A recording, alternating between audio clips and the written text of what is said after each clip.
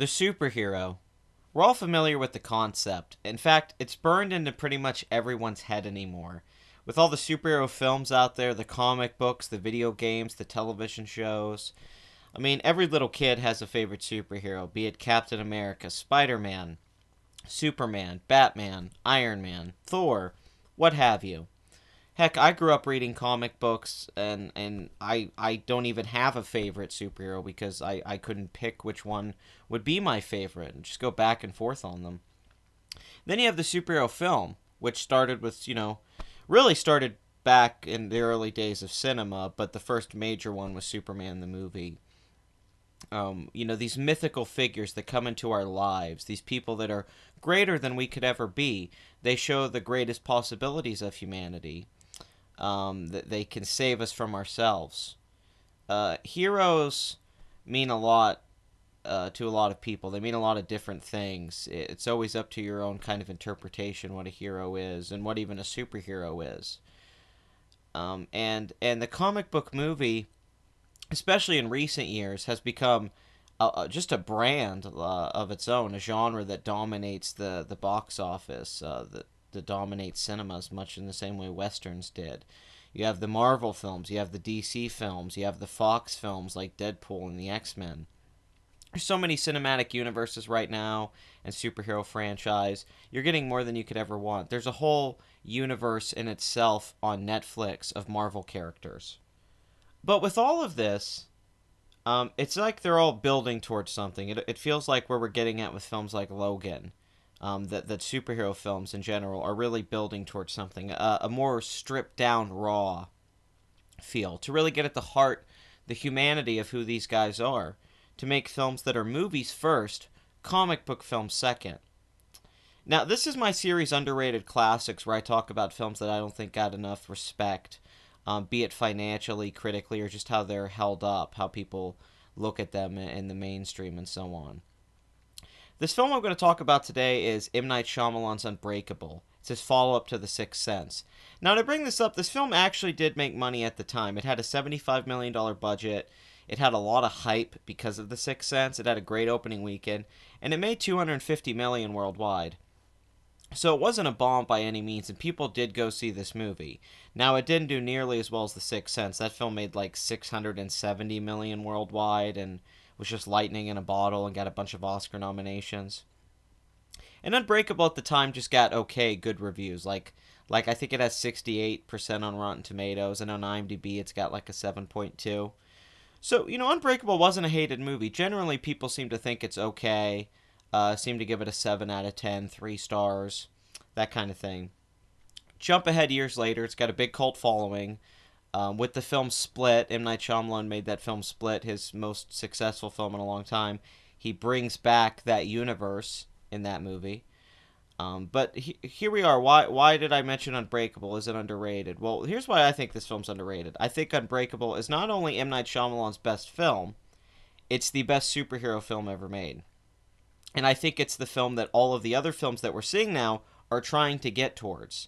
I think the odd part about this whole movie that came out back in 2000 is that every film for 17 years following it is just trying to get back to what M. Night pulled off in 2000. The deconstruction, the revisionist approach to it. Looking at these characters as human beings and not just as mythic. Not just as grand and beyond us. Not wrong, Christopher Nolan did that in Batman Begins, and Tony Stark feels very human and real in Iron Man. And they're very entertaining, well-made, well-written movies. But they don't have the sheer drama and character development and pathos that comes from Unbreakable. Unbreakable is a brilliant film. It is a modern classic that is not viewed as such. It's not a film that people automatically say. If you ask most people their favorite comic book movie or superhero film in particular, because comic book's a little broader. Let's say superhero. Most people say 9 times out of 10 you'll hear like Dark Knight or Batman, Iron Man, Avengers. You hear the same answers over and over again. That's fine. Guardians of the Galaxy, somebody will say that. That's a pretty popular answer today. Fine, I'm not knocking anyone who loves any of those movies. But you go back to Unbreakable, and what's so brilliant is that it's a film first that never tells you it's a comic book movie. It never even tries to be a comic book movie. It's a movie. It's about this guy, David, dealing with the struggle of accepting uh, being a hero. Because as a friend of mine put it, if Superman was here today, if he was a superhero, he wouldn't believe he could be a superhero. He wouldn't believe he would be Superman because we live in such a cynical world. People don't believe in heroes anymore, really. They believe in them in a fantasy sense when they watch the movies and stuff like that. And this was a pre 9/11 movie, which does make a difference. But as Tarantino put it, it's a retelling of the Superman mythos. Shyamalan goes to just pure basics. And what I also love about this film is that it being a comic book movie, he creates his own hero, his own villains, his own universe. He's not taking this from a comic book. He's not adapting it from something else that's been done before. It's not even clear what he's taking from. It's very much its own thing. And I'd also argue this is the one M. Night Shyamalan film where you don't see his influences like you do in his other work. This is his most original work. When you watch it, it truly shows him as an auteur, more so than Sixth Sense did, which is a film I think was familiar with a lot of other films I'd seen in the horror genre. Really good ghost movie. But Unbreakable, nothing's really been made like it since. It does something that William Friedkin pulled off with The Exorcist. If you go back and watch The Exorcist and you wonder why it was such this big hit, and you always just think because, oh, it's scary, right? That's a really generic way to look at it. But when you go back and actually watch it in the way that that film's written and done, is that it's pretty realistic. At the beginning of the movie, when weird stuff starts happening, the mother thinks there's something wrong with her daughter, Reagan, and she takes her to the doctor, which is what a normal person would do. And they do all these experiments, they take her to therapy. They go through every possible scenario they can go through before they start to think, maybe it's supernatural. And that's like a last effort. And even the priest who comes in to help her doesn't believe in it and is like a skeptical guy who's losing his faith. So by the point that the film starts to introduce the supernatural, you're already so in it from being a real movie, a drama when you're into these characters and their lives, that yeah, once the exorcism stuff starts happening and the Pazuzu and all that, you're 100% in the movie. And the director can do whatever he wants. M. Night pulls that off here. He slowly eases you into this character study where you're just following Bruce Willis in maybe the best performance of his career, easily one of the better ones, a very nuanced performance. He's just playing this guy. And his son keeps telling him, his kid, like, you're a superhero, Dad. I know you are. I believe you are. And Samuel Jackson's character keeps trying to tell him this. You're a superhero. You're great. You survive all these things. You survived this train accident. You survived this car wreck. You know, there's a scene where he lifts a 500-pound, barbell. He has a barbell 500 pounds of weight on it, and he's, like, bench pressing it, you know? And it's like, whoa, the guy can lift 500 pounds. He's super strong. And M. Night doesn't force any of it. You never lose the guy's family, that he has a wife and a kid.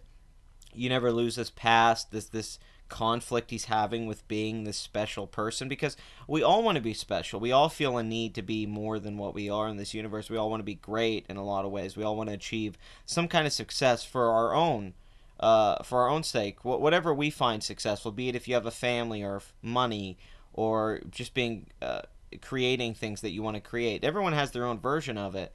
But we all get that idea, the idea of wanting more, you know, of faith, a faith in maybe wanting more, that there is a greater purpose to us. But the reality of life is that really there's not. You know, there isn't a greater purpose to you most of the time. You're just like everyone else. Unbreakable taps into the idea, if you are special, if you are somebody that is important in a universal sense, if there are things happening that matter more. And I've never seen another superhero film capture this. Maybe Chronicle in moments when the boys first fly, and some other films out there.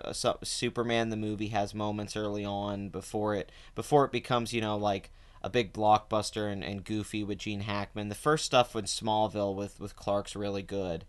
But this is a whole movie of that. It never has big action scene. It never has big special effects. It never has a big set piece. It's never quickly edited or anything like that. It's a pretty slow movie. It moves at a pretty deliberate pace. It's a lot of dialogue. It's a lot of Samuel Jackson talking, going around a comic book store.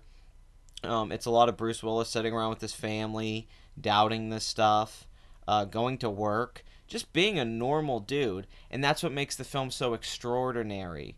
because other films give you all of the scale and complexity. They're like, look at all these aliens, look at all these bad guys, the world's going to blow up over and over and over again, and they try to throw a guy in the middle of it. And Robert Downey Jr., to his credit, always finds a way to bring humanity to all that stuff going on, all the special effects in the Marvel films. He's very good at that. But Unbreakable takes a different approach. It said, let's not have the special effects, because this is a time before Spider-Man or all those films that got really big. M. Night doesn't have those to base this off of, which is a strength to the film in a lot of ways, is that he just approaches it from a writing standpoint. Can I tell a good story with good characters that's also a comic book movie without the audience knowing it's a comic book movie? Can that be my plot twist? Not that someone's been dead the whole time, but that this was one type of film in a genre, and you had no idea you were really experiencing it, this origin story, because I made you buy it in the same way The Exorcist worked, as a real story, a real drama, that by the time it becomes a comic book movie where he does go save this family that's been tied up by this guy who's taken over their house, basically, it feels grander and more tense than those big superhero fights you see in Marvel films when the city's collapsing and all that. You're more tense and invested in the third act of Unbreakable, because he earned all of the beats to get you to that point. He didn't rely on spectacle and special effects and all this cool lore and names and all these great fantastical things. He really just relies on the basics of why we love a superhero, and he examines the superhero. And in a similar way, I felt that Clint Eastwood kind of looked at the cowboy and the myth of the cowboy in Unforgiven. M. Night really does look at the myth of the superhero and how that myth affects our view of the superhero, be it in the real world and in cinema. And none of his other films have these layers to it. There's so many layers here. The fact that the supervillain, and these are spoilers, I'm warning you if you haven't seen Unbreakable, so you might not want to listen to this unless you go see the movie, is the supervillain is getting an origin story in the film at the same time that the superhero is. You get to know Samuel Jackson's character in one of his absolute best performances, easily. He's playing totally against type here. It's a wonderful performance from Jackson that's also underrated and should go back and be looked at. When people always bring up, oh, Sam Jackson plays the same part in every movie, it's like, watch Unbreakable. He plays a totally different character in that. He plays a very vulnerable guy in that. Really relatable, makes you sad. I love the hair and everything. But it's these two guys building a friendship, and you actually buy this friendship. You think Sam Jackson's kind of this wacky guy who's into comic books, but you get that because he can't do anything with his life, because he has this disease where his bones are really sensitive and they break real easy. Like if he falls or even gets turned the wrong way, his legs will break, his fingers will break. So he's got to stay in a chair all the time, and he's really sensitive to everything. He can't really experience a lot of basic human things. I mean, I doubt he could do much, honestly, with what he has. And he had it when he was a little kid, and he got made fun of and stuff like that. You think he's gonna live vicariously through Bruce Willis's character. Like, he's like, all right, if I can be your Q, if I can be the guy that helps you figure this out and sends you on the right path to save people. So Bruce Willis starts to figure out that he does have kind of powers, like, and you wonder for a long time, are these powers real or not? But he touches people and he sees things, and you're like, wait, is this a superhero? What's going on? Like, why does he have these supernatural? And you're waiting for something to explain it. Like, is there something going on to why this is the way it is? And you're kind of confused because, as Tarantino said, the marketing should have been, what if Superman fell to Earth and he didn't realize he was Superman, basically. He didn't know he was a superhero. Which I think on some level you can take as M. Night saying, in a way, the average everyday man is as much of a superhero as those comic book characters. And that's something important that we don't value about these characters, that a man can be a hero. But man, what I love about this is that in most superhero films, the villain and the hero, they get played as the villain kind of coming into the hero's story and their supporting role, and then eventually they kind of move the plot and everything's built around them, and you want the hero to catch the bad guy. They don't do any of that in Unbreakable. In Unbreakable, you love the bad guy. You care about Samuel Jackson's character, and you don't know he's the bad guy when you're watching the movie. So him and Bruce Willis, they have this relationship, and it's really nice. and you're heartbroken at the end of the movie. It's the opposite feeling that you have with most superhero films. You're like, yeah, get the bad guy. You're like, oh no, that's devastating. Um, so spoilers. Here's the big plot twist. Unbreakable. At the end of the movie, David basically realizes he's a superhero after he saves that family from that guy. So he goes to talk to Samuel Jackson's character at the end, and he's like, "What do I do now?" He's like, "What's going on? What should I do with this? What's the next step after accepting this as a reality?" And he's grateful to this guy. He's like, "You've shown me the way. You've made me closer with my family. You've helped me figure out who I was." It's Sam Jackson in one of the most brilliant scenes ever committed to celluloid, I think, in recent cinema. I really do. Except for this little point at the end with this font that he does to really overstate the comic book thing, which I never liked. I never liked that part of it. But this brilliant ending, Samuel Jackson, he talks to Bruce Willis's character, and he talks about the worst thing in life is not knowing your purpose. He said that no one knows their purpose. And that rings true to a lot of people in life, that you don't know what your actual purpose is, what it all means, if it means anything. If you're just going to die one day and you're going to be in the ground, in the dirt, and not matter. And, it's so good when he looks at him and he's like, I know now I wasn't a mistake. This thing that I am is not a mistake. He goes, and supervillain, the supervillain in a comic book story is that he's the total opposite of the hero, because Bruce Willis's character has basically unbreakable skin. He's kind of like Luke Cage. And then he has another ability where he can read people's thoughts. So Samuel Jackson, because his bones can break really easily, he's completely breakable. And he holds the hand of Bruce Willis, and Bruce Willis sees that all the tragic stuff that happened in his life and all these things that have been happening were done by Samuel Jackson, because he was looking for a superhero this whole time to make sense of his world, of the fact that he's broken the way that he is, that he thinks about the world the way he is, that he does these terrible things. And he has this guilt that he's killed these people, but now that Bruce Willis shows up at the end with this victory that the audience thinks they're going to have, I'm the superhero now, I know it. It turns out it's a tragedy, because this guy killed all these people to fulfill this prophecy, basically. And he said, I should have known the whole time. He said it was because of the kids who used to make fun of him when he was young. He said they called me Mr. Glass. A supervillain name. The movie ends on him saying his supervillain name. This could be so cheesy and so poorly done if the film didn't have terrific cinematography, stunning cinematography. It's M. Night Shyamalan's best-looking film, hands down. It's his best work as a director. The score by James Newton Howard is amazing. I'd argue if this film came out now and not when it came out, when people didn't really get it and it was a different time, if this film came out now, I think it would get some Oscar nominations. I really do. I think that score and a couple other things, the production design, everything about it, the pacing, it's an astonishing piece of work. I really don't have many criticisms of it. The font choice at the end, and maybe a couple narrative beats here and there, but for the most part, this is borderline a masterpiece, which I do not say lightly, because I'm as much of a Shyamalan hater as anyone out there. I hate most of his work after this film, but I think it's all redeemable simply by the fact that this film is so damn good. It's a miracle of a movie. It shouldn't exist. It shouldn't have ever happened. It could only happen in a world that wasn't affected by a post-superhero film explosion, in a world after Sam Raimi's Spider-Man and stuff like that. It can only happen in that right moment after the late 90s and before the early 2000s. It's that right point there, right in 2000, with a filmmaker like that who got his carte blanche film after making The Sixth Sense, which was a huge hit. They gave him the money and said, do what you want. So M. Night says, screw it, I'm going to build my own superhero comic book universe. Now with Split, like I said, he's coming back into it and showed us the origin of a villain, and we're going to get that movie now, Glass, which is going to have Bruce Willis versus James McAvoy, which is pretty cool. I actually think that's an awesome idea. And he originally wanted this to be a trilogy, but man, like I said, every superhero film's trying to get back to this, the humanity. They're trying to get back to this connection you have with these characters.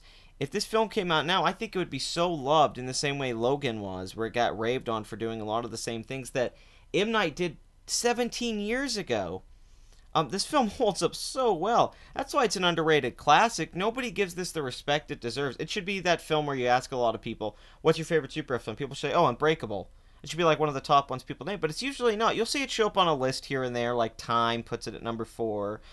but it's still not in the pulp culture. It's still not the common thing to go to because it doesn't give you everything you want. It subverts expectations. It's not the typical origin story.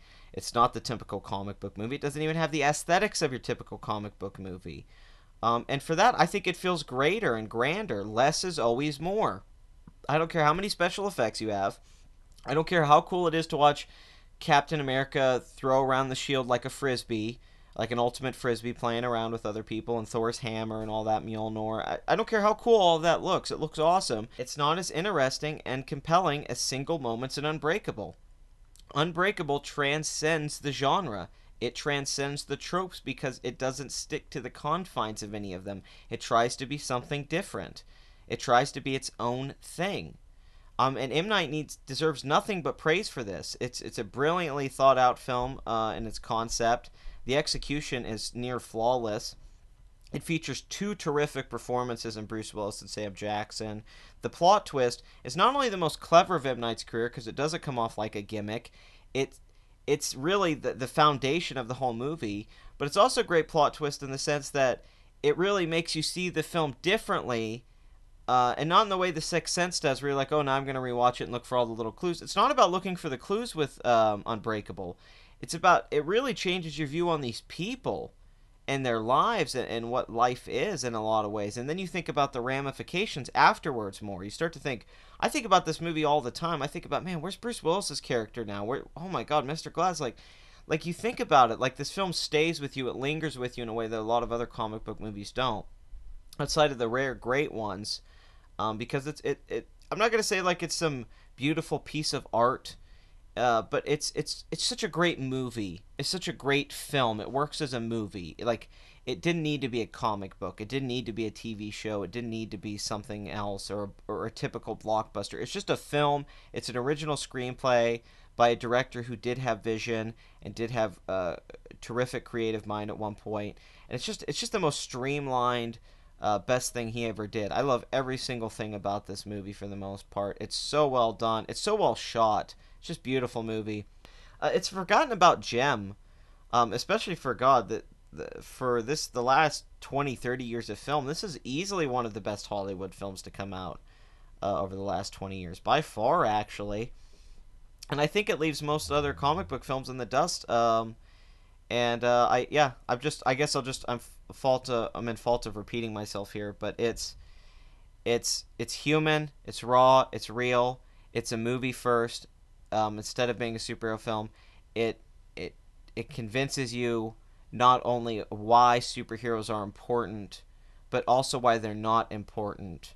If you understand what I mean, why they're not necessarily as relevant and as amazing and all these things that we like to give them. What they really represent is what he gets to the core of, and that's people who have the ability to do greater things than others can, and choosing to do the right thing with those powers and those abilities, choosing to do the right thing as a human being with morals and ethics and all that, to go forward with your life and make the right decisions, as opposed to someone else who takes the negatives in their life and chooses a darker path, an evil path that Mr. Glass picks. This is the classic superhero story.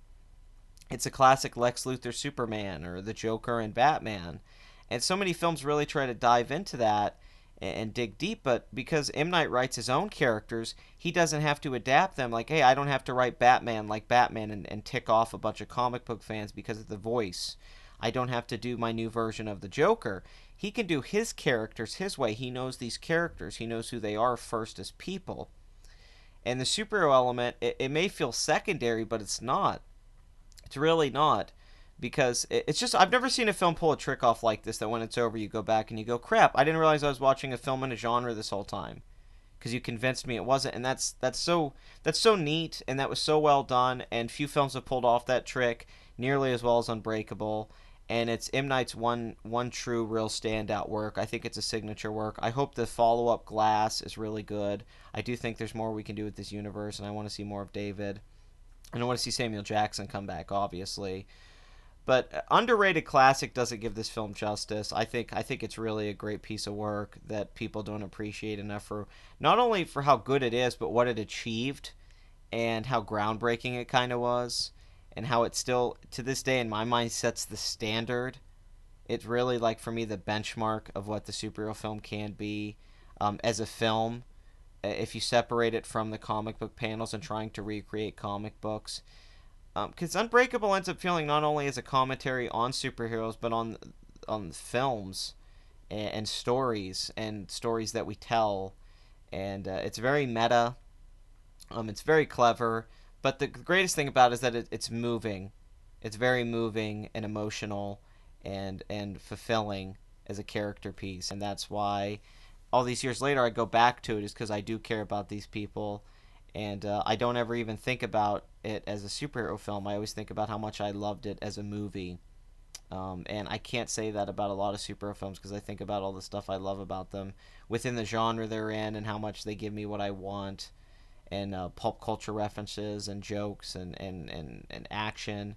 Unbreakable doesn't give you a lot of that. It doesn't try to do any of that. It tries to be a drama. Really, it's really kind of a drama. And I love it. So easily an underrated classic. I couldn't recommend it more. I know I spoiled a lot here.